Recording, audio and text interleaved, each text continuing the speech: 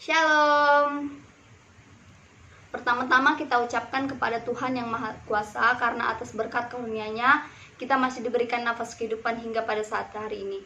Pepatah mengatakan tak kenal maka tak sayang, maka perkenalkan nama saya Winnie Natalia Pardede, NPM 2214-266.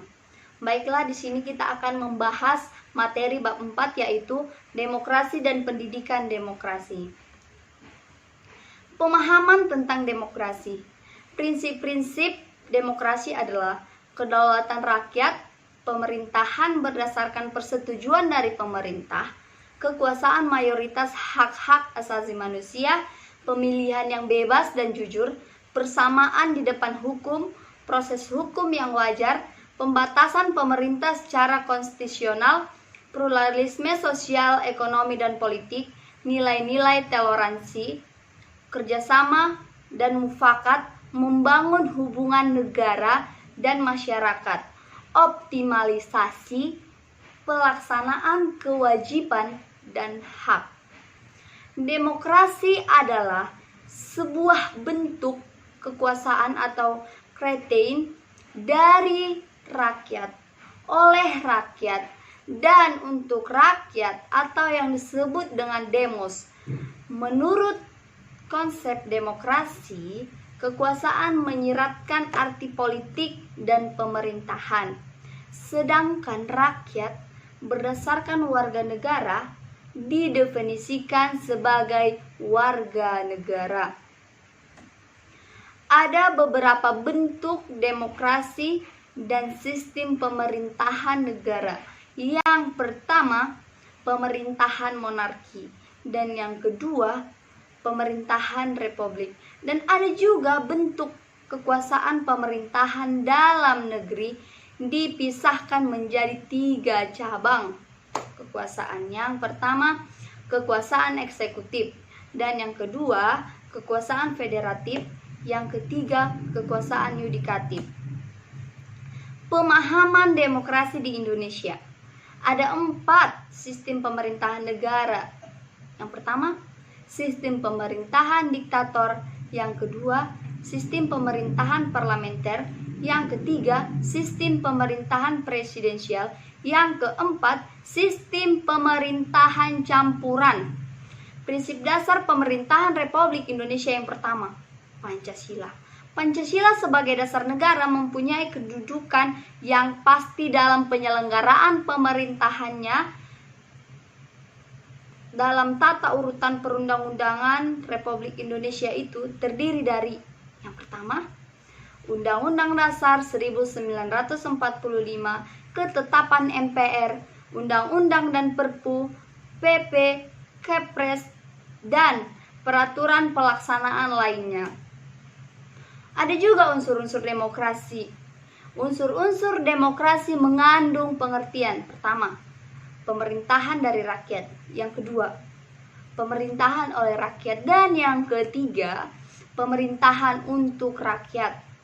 Unsur-unsur atau penegak demokrasi itu yang pertama, dasar hukum. Dasar hukum itu memberikan perlindungan hukum kepada warga negara. Yang kedua, masyarakat. Masyarakat madani. Masyarakat madani itu keterlibatan warga negara dalam asosiasi sosial. Dan ada faktor pendukung upaya pembaharuan demokrasi di Indonesia. Yang pertama itu pemilu, yang kedua demokrasi Pancasila, yang ketiga perubahan mental atau revolusi mental yang disebut di zaman sekarang ini, yang keempat Trisakti Bung Karno, dan yang kelima politik yang indah. Politik yang indah itu politik yang berseni atau politik itu seni. Dan yang keenam, memperkuat toleransi. Pendidikan demokrasi. Pendidikan demokrasi itu adalah sebuah sistem politik sekaligus sebagai sikap hidup. Pendidikan demokrasi dalam hakikatnya adalah sosiasi nilai-nilai demokrasi agar dapat diterima dan dijalankan oleh warga negara. Pendidikan demokrasi adalah upaya sistematis yang dilakukan oleh negara dan masyarakat untuk memfasilitasi individu warga negara agar memahami, menghayati, mengamalkan, dan mengembangkan konsep prinsip-prinsip nilai demokrasi sesuai dengan status dan perannya di masyarakat. Kultur demokrasi menunjukkan pada berlakunya nilai-nilai demokrasi di masyarakat. Masyarakat yang demokratis adalah masyarakat yang perilaku hidupnya, baik keseharian dan kenegaraannya, dilandasi oleh nilai-nilai demokrasi.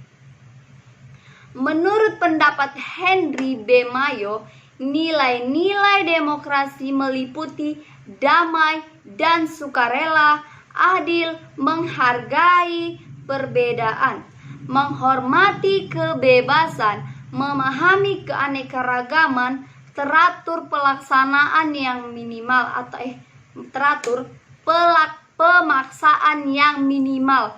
Tidak ada istilah memaksa. Tidak boleh memaksa secara berlebihan, harus dikurangi. Dan menunjukkan ilmu demokrasi sejati, memerlukan sikap dan perilaku hidup demokrasi masyarakat. Sekian persentase saya. Jika ada kata-kata saya yang kurang tepat, mohon dimaafkan dan dimaklumi. Sekian dan terima kasih.